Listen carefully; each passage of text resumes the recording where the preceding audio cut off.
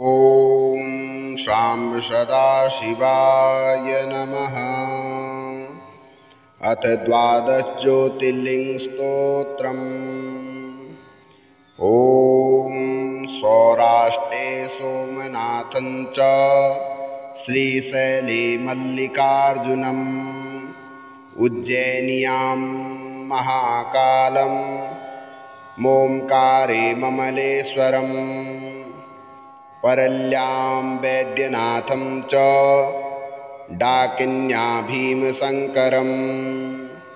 सेतुबन्धे तु रामेशं नागेशं दारुकावने वाराणस्या तु विश्वेशं त्र्यम्बकं गौतमीतटे हिमालये तु केदारं घुष्मेशं च शिवालये एतानि ज्योतिर्लिङ्गानि सायं प्रातः पठे नरः सप्तजन्म कृतं पापं स्मृणेना विनश्यति। ॐ सौराष्ट्रे सोमनाथं च श्रीशैले मल्लिकार्जुनम् उज्जयिन्यां महाकालं मोङ्कारे ममलेश्वरम् परल्यां वैद्यनाथं च डाकिन्या भीमशङ्करम् सेतुबन्धे तु रामेशं नागेशं दारुकावने वाराणस्या तु विश्वेशं त्र्यम्बकं गौतमीतटे हिमालये तु केदारं घुष्मेशं च शिवालये एतानि ज्योतिर्लिङ्गानि सायं प्रातः पठे नरः सप्तजन्म कृतं पापं स्मृणेना विनश्यति। ॐ सौराष्ट्रे सोमनाथं च श्रीशैले मल्लिकार्जुनम् उज्जयिन्यां महाकालं मोङ्कारे ममलेश्वरम् परल्यां वैद्यनाथं च डाकिन्या भीमशङ्करम् सेतुबन्धे तु रामेशं नागेशं दारुकावने वाराणस्या तु विश्वेशं त्र्यम्बकं गौतमीतटे हिमालये तु केदारं घुष्मेशं च शिवालये एतानि ज्योतिर्लिङ्गानि सायं प्रातः पठे नरः सप्तजन्म कृतं पापं स्मृणेना विनश्यति। ॐ सौराष्ट्रे सोमनाथं च श्रीशैले मल्लिकार्जुनम् उज्जयिन्यां महाकालं मोङ्कारे ममलेश्वरम् परल्यां वैद्यनाथं च डाकिन्या भीमशङ्करम् सेतुबन्धे तु रामेशं नागेशं दारुकावने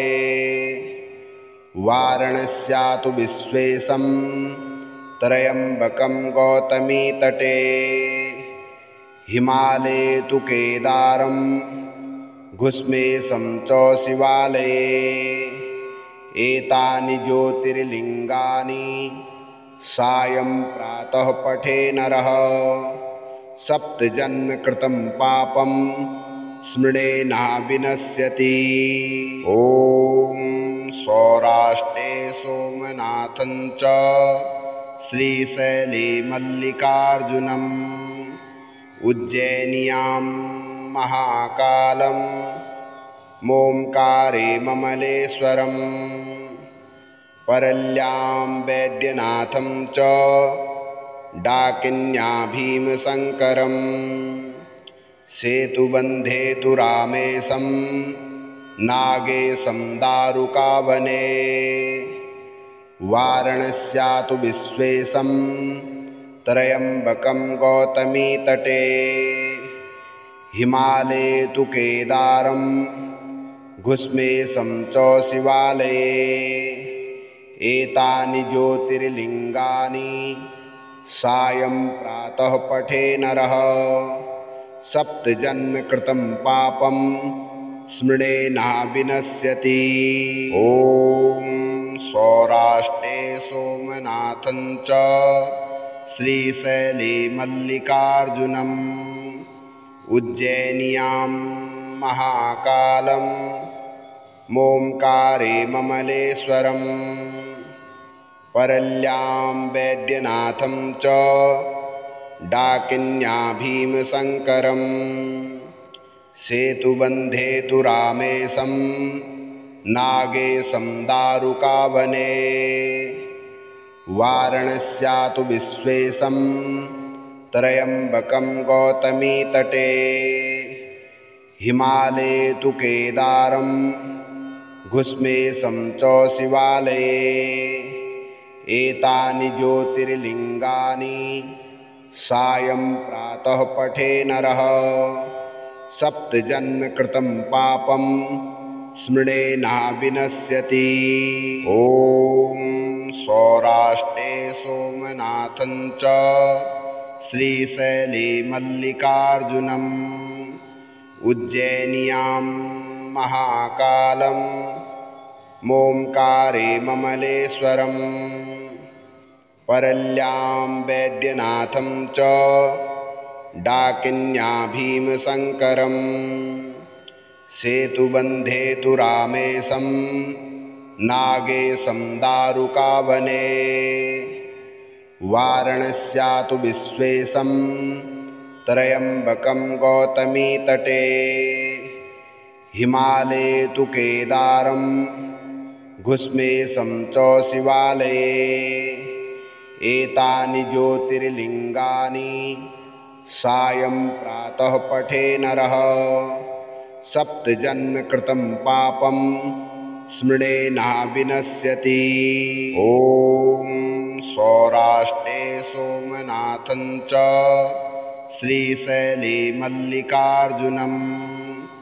उज्जैन्यां महाकालं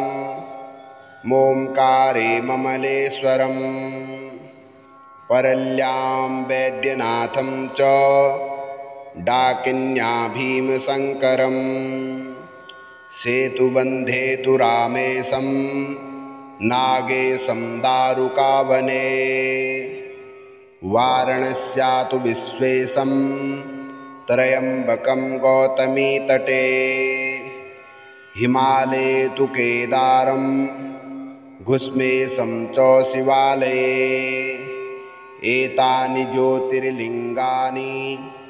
सायं प्रातः पठे नरः सप्तजन्म कृतं पापं स्मृणेना विनश्यति। ॐ सौराष्ट्रे सोमनाथं च श्रीशैले मल्लिकार्जुनम् उज्जैन्यां महाकालं मोंकारे ममलेश्वरम् परल्यां वैद्यनाथं च डाकिन्या भीमशङ्करम् सेतुबन्धे तु रामेशं नागेशं दारुकावने वाराणस्या तु विश्वेशं त्र्यम्बकं गौतमीतटे हिमालये तु केदारं घुस्मेशं च शिवालये एतानि ज्योतिर्लिङ्गानि सायं प्रातः पठे नरः सप्तजन्म कृतं पापं स्मृणेना विनश्यति। ॐ सौराष्ट्रे सोमनाथं च श्रीशैले मल्लिकार्जुनम् उज्जैन्यां महाकालं मोंकारे ममलेश्वरम् परल्यां वैद्यनाथं च डाकिन्या भीमशङ्करम् सेतुबन्धे तु रामेशं नागेशं दारुकावने वारणस्यातु विश्वेशं त्र्यम्बकं गौतमीतटे हिमालये तु केदारं घुस्मेशं च शिवालये एतानि ज्योतिर्लिङ्गानि सायं प्रातः पठे नरः सप्तजन्म कृतं पापं स्मृणेना विनश्यति। ॐ सौराष्ट्रे सोमनाथं च श्रीशैले मल्लिकार्जुनम् उज्जैन्यां महाकालं मोंकारे ममलेश्वरम् परल्यां वैद्यनाथं च डाकिन्या भीमशङ्करम् सेतुबन्धे तु रामेशं नागेशं दारुकावने वारणस्यातु विश्वेशं त्र्यम्बकं गौतमीतटे हिमालये तु केदारं घुस्मेशं च शिवालये एतानि ज्योतिर्लिङ्गानि सायं प्रातः पठे नरः सप्तजन्म कृतं पापं स्मृणेना विनश्यति। अन्यथा शरणं नास्ति त्वमेव शरणं मम तस्मात् कारुण्यभावेन रक्ष मां महेश्वरः। इस प्रकार से जो कोई मनुष्य इस द्वादश ज्योतिर्लिंग स्तोत्र का नित्य ही पाठ करता है अथवा इस द्वादश ज्योतिर्लिंग पाठ को श्रवण करता है तो भगवान भोलेनाथ की कृपा से उसके घर में सुख शांति समृद्धि हमेशा बनी रहती है और भगवान भोलेनाथ की कृपा से उसके वहाँ कभी अन्न धन आदि की कमी नहीं होती है और अंत में है वह मनुष्य शिव लोक को प्राप्त करता है। बोलो शंकर भगवान की जय।